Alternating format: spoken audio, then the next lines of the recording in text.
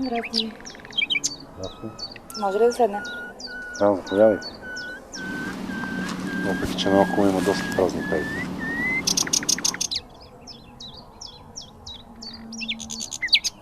Искам да ви питам нещо. Така?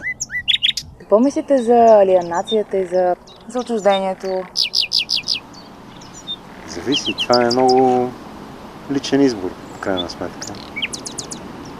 Въпреки това смятам, че това е по-популярно на Запад.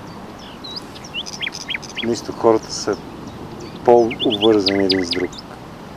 Аз съм живял за кратко в Сирия и там едно от нещата, което ми направи много силно впечатление, беше едно семейство и малкият брат се беше прибрал от Канада, мисля, че учеше. И големият брат, като го видя, започна да го гали по ръцете, по главата, по лицето, да го целува по ръцете, да го целува по главата и първата ми реакция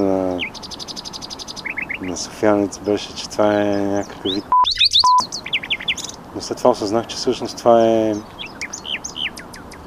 знак на някаква обич и всъщност е много хубаво нещо.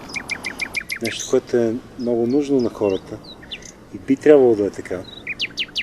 Това е символ на някакво смирение пред другия човек. Защото обичта е смирение към другия човек. Поради важността да не си сам.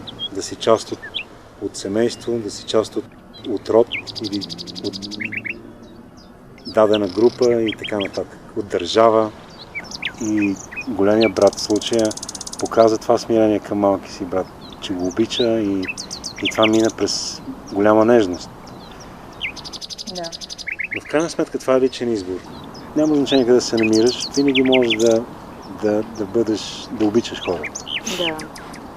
И от тогава имам и по-особено отношение към моя брат, към сестра ми, изобщо към близките ми, изобщо към хората. В това няма страст, в това има само обич и това е много важно. Така че нищо не е изгубено.